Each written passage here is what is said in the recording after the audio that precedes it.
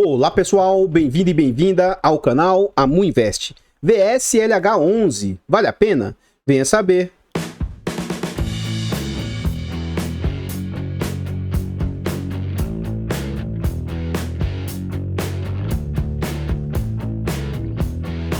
Então pessoal, este aqui é um fundo imobiliário do setor de papéis, ele é um fundo imobiliário do setor de recebíveis. Ele foi lançado em janeiro de 2021.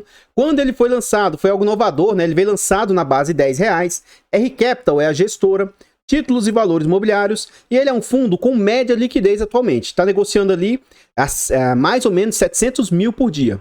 É um fundo para investidores em geral. Ele tem nota 3 de 5 no site, faz parte do IFIX com 0,25% e ele conta com quase 30 milhões de cotas.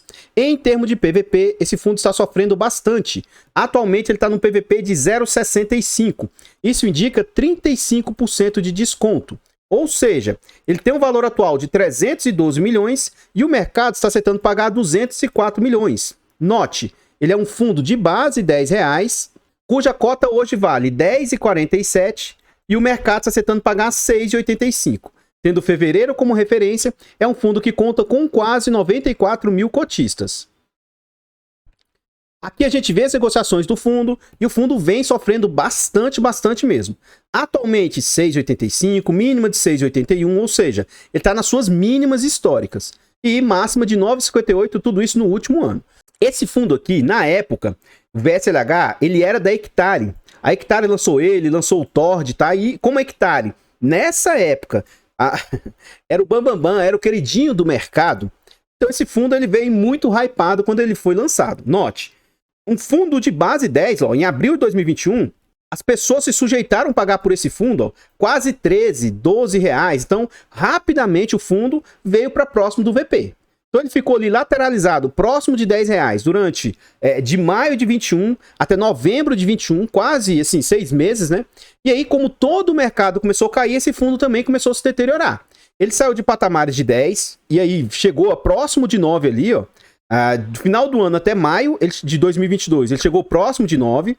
Em abril aqui, ó, ocorreu aquele fenômeno que tanto fala. Toda vez que eu vou falar um vídeo, eu falo sobre fofoquinha, HCTR. E como esse fundo aqui também era do grupo e tal, ele teve, tá vendo esse dente aqui, essa queda, ó?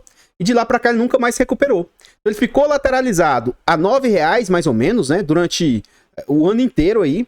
E aí em novembro do ano passado, mais ou menos entre novembro e janeiro, fevereiro, o fundo despenca de 9 para R$7. O fundo tem uma queda gigantesca. Belisca ali os R$8 e agora, novamente, ele tá abaixo do 7 agora.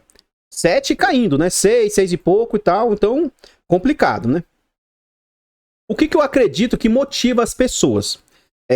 Toda vez que eu fiz um vídeo sobre o VSLH, sobre o Tord, sobre o Hectare, eu sempre falei que eram ativos arriscados. Assim como também o DEVA, o RPR, o Habitat, o Bari. São fundos arriscados, são de altíssimo risco, tá? E aí as pessoas às vezes não entendem. Enquanto o fundo estiver assim, ó, pagando muito, as pessoas acham que o fundo é um bom fundo. Então, durante o período que Hectare pagava altos dividendos, nossa, na época até a Suno ficava, sabe, puxando o saco e conversava, falava que eles faziam um excelente trabalho, nossa, blá blá blá. E aí depois, né, secou a fonte, parou de conseguir fazer captação, o fundo teve dificuldade, vem enfrentando dificuldade sim, são fundos que estão, assim, bem periclitante a situação deles, mas aí agora o fundo não é mais bom? Peraí, ele era bom só no momento que pagava muitos dividendos? Então sim, eu sempre quis me posicionar nesses ativos, mas são ativos de risco.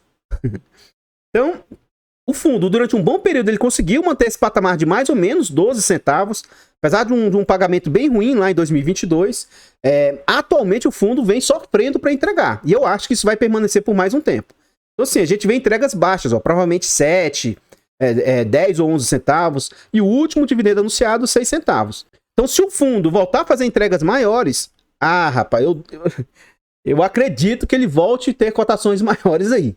Eu acredito que a maior parte não está saindo ou entrando no fundo em razão dos riscos que vê nesse fundo, e sim porque o fundo começou a entregar menos. E aí, a maior parte das pessoas são massacradas. Por quê? Compra o fundo a 12, aí vende a 10. Aí dali a pouco, compra o fundo, aí o fundo chega a 10. De 10, por algum motivo, ele chega a 11. Aí ele vai lá e compra de novo. Aí o fundo cai para 9. Por algum motivo o fundo chega a 10. Aí aqui em 9 ele vendeu, tá? Porque ele desesperou. Aí compra no 10. Aí ele cai a 8, aí a pessoa desespera. Chega a 9. A 8 ele vendeu.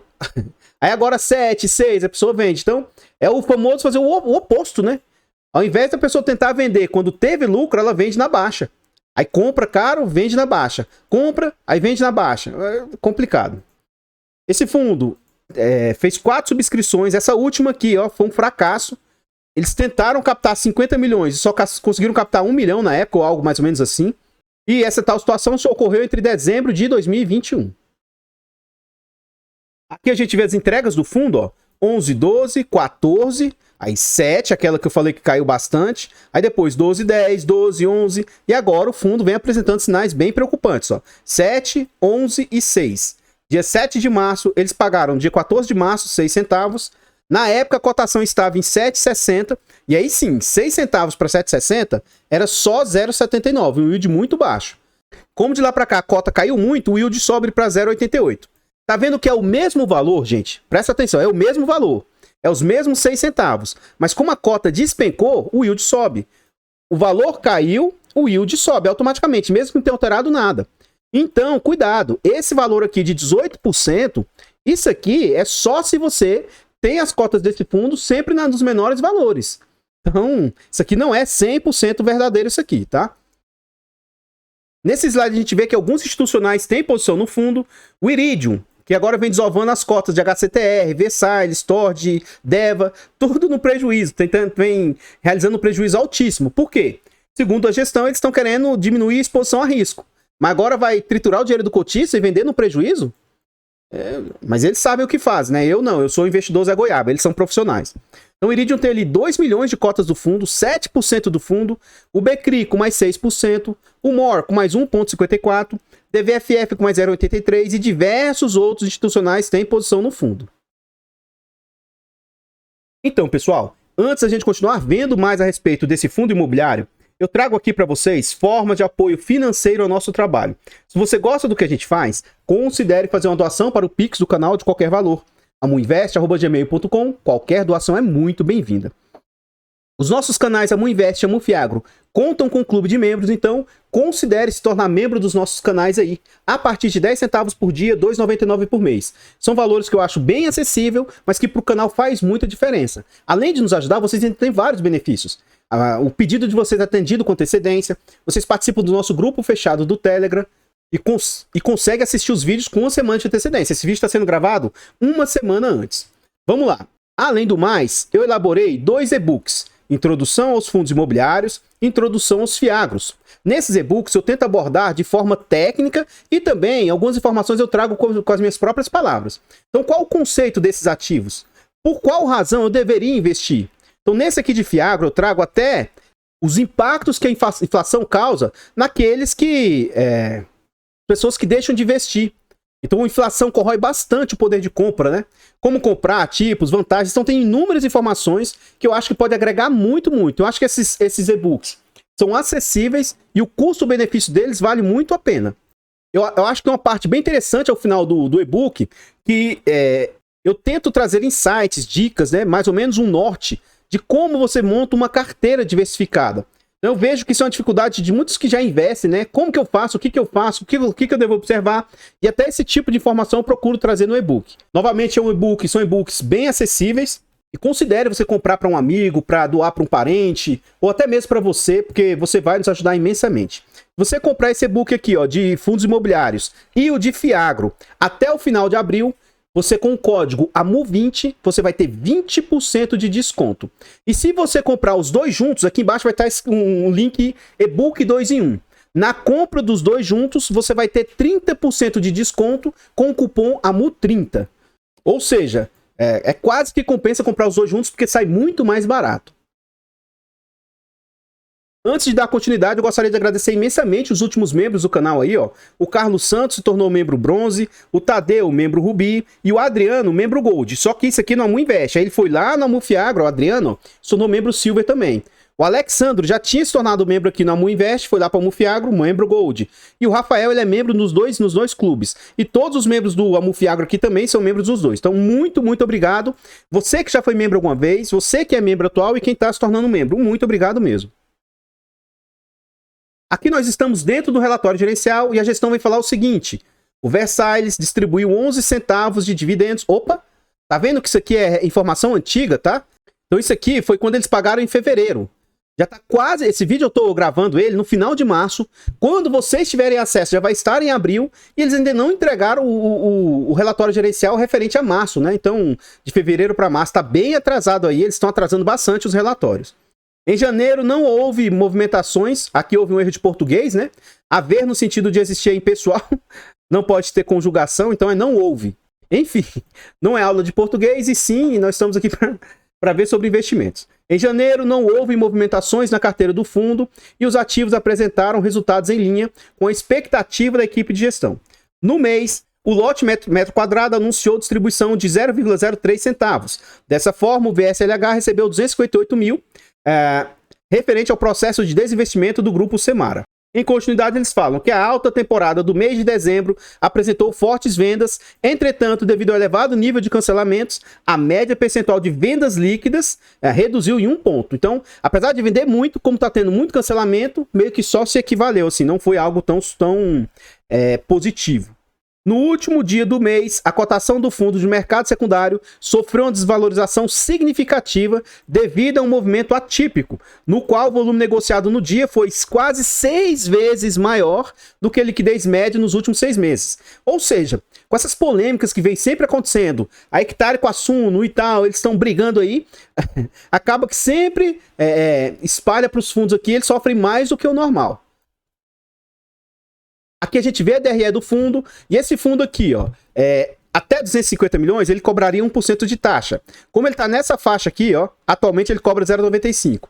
E à medida que o fundo for crescendo, eles vão cobrando taxas menores. Além do mais, o fundo cobra 20% de performance do que ECD e IPCA mais 4.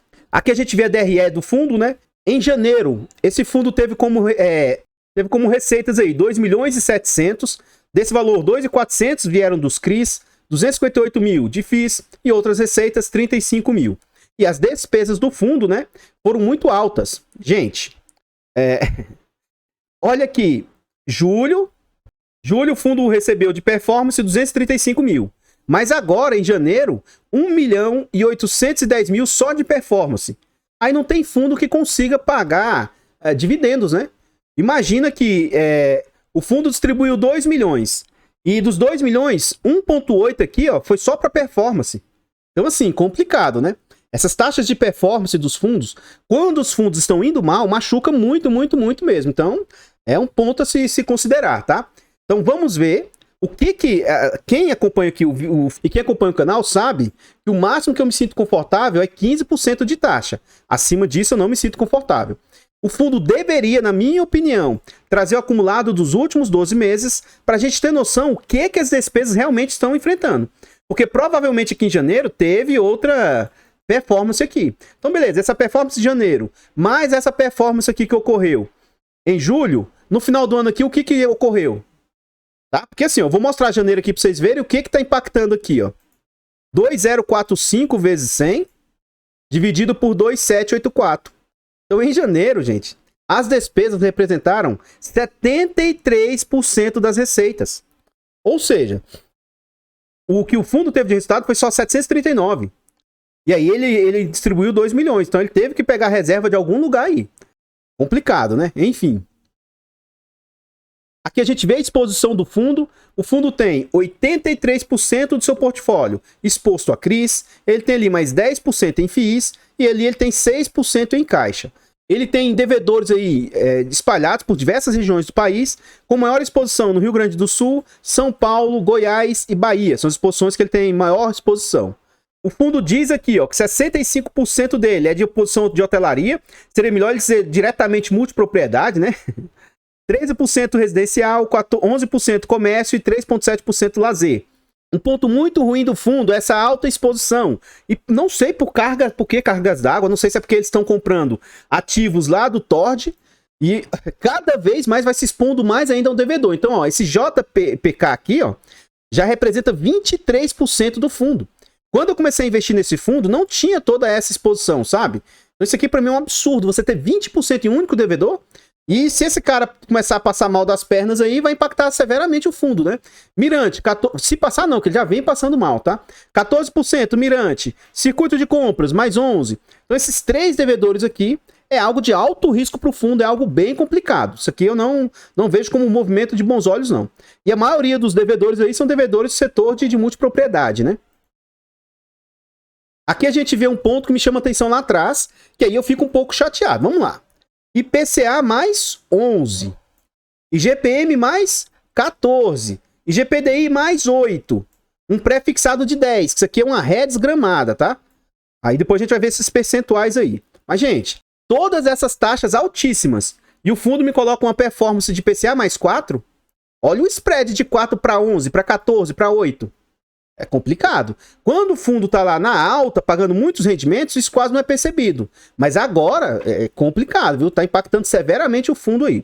Ele tem 77% dos ativos em PCA, 18% em GPM, 2,5% em GPDI e 1,9% em pré-fixado, que hoje está entre aspas, tá? Isso aqui tá dando lucro negativo. Isso aqui... Porque hoje, se a taxa é de 13%, o Selic, né? Você tem um pré aí travado em 10%, tá certo que a inflação, pelo menos a do governo não é 10%, mas 10% aqui travado não tá sendo um bom negócio, não. Um ponto menos mal, né, dos devedores do fundo é que quase que 60% dos devedores são de classe sênior, 37% ali de classe subordinado, 2,1 mezanino e 1,4 série única. E aí é o grande vilão do fundo, é isso aqui, ó. 42% de multipropriedade. Eles dizem aqui do setor corporativo mais 43%, mas espera aí. Corporativo como assim? Hotelaria e tal? Sei lá. Então, esses devedores aqui são de setores arriscados, né? Loteamento mais 6, shopping 4, incorporação vertical 2,7. O LTV do fundo é horrível, é muito ruim mesmo. Ele tem 60% dos seus devedores com LTV acima de 80%.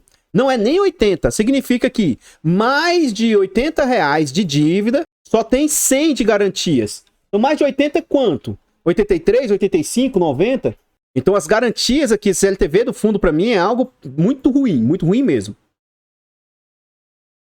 E aí um ponto que as pessoas estão bastante preocupadas, né? A gente viu lá atrás que GPK é uma altíssima exposição do fundo, né? GPK, ó, vermelho. GPK, vermelho. GPK, vermelho. Então, assim, quando você tem alta exposição e acontece o que está acontecendo lá, complicado, viu? Menos mal aqui que pelo menos ainda não é inadimplência, tá? O fundo, esses devedores só não estão conseguindo aqui, ó, vender o suficiente ou gerar fluxo suficiente. Um ponto ruim é o seguinte, justamente para esse aqui, que é algo gravíssimo, ele não traz a inadimplência. E aí, tá gerando inadimplência ou não? Como é que é? Tá NA, ó, você não tem como saber se o GPK aqui tá com inadimplência. Então a grande maioria aqui não é problema, por enquanto, de inadimplência. Não é pessoas que não estão pagando. Esse Gran Viveiro aqui é o único que tem uma inadimplência alta de 8,5% aqui. Mas ainda assim você vê que ele tá verde. Então começou a pipocar o rating aqui do fundo. Pelo menos a gestora é transparente, né? Ela não esconde isso. Mas vem deteriorando o crédito aqui. Significa que eles não estão conseguindo atuar de acordo com o que eles planejaram. Eles planejavam, por exemplo, terminar, tá? Em 5 anos, pode ser que vai terminar em 6, 7, 8. Então, e também eles planejavam vender em 5 anos, 3 anos, e aí a princípio vai vender com 6, 7, 8 e tal. Então, esse tipo de situação atual, e aí tem a ver também com a situação econômica, que ajuda na deterioração, tudo isso acaba impactando, é um ponto, né, arriscado do fundo aí. Então, pessoal, antes a gente ver mais alguns slides a respeito desse fundo, agora eu trago formas de apoio gratuito ao nosso trabalho. Se você gosta do que a gente faz, deixa o like, comenta, compartilha, se inscreva aqui no nosso canal, aperte o sino. Tudo isso ajuda muito o nosso trabalho e é de graça, né? Comenta pra nós aí. E aí, você tem o VSLH no seu portfólio? Você acha o VSLH um bom fundo ou um fundo ruim? Sinceramente, não minta pra mim. Você acha que esse fundo é ruim porque o fundo tá pagando pouco Ou você, ou você acha realmente que a gestora é ruim e tal? Se você entendia que o fundo é ruim e tal, beleza, se você estudou, aceito o seu ponto de vista. Agora o que eu vejo é que, como o fundo agora diminuiu seus rendimentos, as pessoas acham que ele é ruim por causa disso. Ele é sim um fundo arriscado, mas ele não é ruim porque ele tá pagando menos. Enfim. Eu tenho... e mais. Minhas impressões a respeito do fundo, tá bom? Esse fundo, se fosse para eu começar hoje investindo, ele eu não teria. Mas, abertamente eu falo para vocês que eu tenho esse ativo na minha carteira pública e na minha carteira fechada. Inclusive, eu comprei mais para minha carteira. Amor, então você está sendo controverso. Você acabou de falar que você não compraria, mas você está comprando? Lógico. Por quê? Eu acho sim que está arriscado, eu acho que pode ser problema, eu acho que pode estourar um risco de crédito, mas por pior que sejam as garantias, tem garantias por trás, e eu acho que se ocorrer o pior, esse fundo foi depreciado acima do que poderia ser algo muitíssimo arriscado, entende? Por exemplo, eu não acho que ele valha abaixo de R$7 igual ele está sendo negociado agora, por pior que aconteça, entende? Então assim... lógico que eu não vou me expor muito. Para quem acompanha o canal aqui, na carteira pública, sabe, isso aqui é 2, 3% do meu portfólio. Então, como ele caiu muito, eu fui e comprei mais. Pode ter sido um movimento equivocado e errado? Pode, eu sei disso. Mas se por algum milagre, algum sucesso, as cotas se recompuserem e tiver uma valorização, eu vou ter um alto ganho aí em cima dessas, porque eu baixei bastante o meu preço médio. Eu não acho adequado você comprar para baixar preço médio, não é isso. Mas como é um ativo que eu tenho, e por enquanto é um ativo que eu ainda pretendo ter, por enquanto eu não pretendo sair do ativo, então eu resolvi comprar um pouco mais. Eu tenho 2 canais, mais, eu tenho que sempre ficar voltando nisso. O fato de eu ter, o fato de eu investir, eu só tô falando coisas ruins a respeito do fundo, ó. Então tá sendo meio que controverso as informações, tá? E o fato de eu ter não significa que o fundo seja bom, nem que isso seja uma indicação de compra, venda, manutenção do ativo, tá? Eu tenho 2 canais secundários, o canal Amuf Infra e o canal Amu Dicas, e a gente está tentando chegar a 1000 inscritos nesses canais. O Amuf Infra aí com 137 inscritos, e a Amu Dicas agora entrou em contagem regressiva. Dos 1000, agora só faltam 89. Ajude-nos a chegar nessa meta aí, conto com a ajuda de vocês. E os nossos 4 canais estão em outras plataformas, considere ir lá e seguir.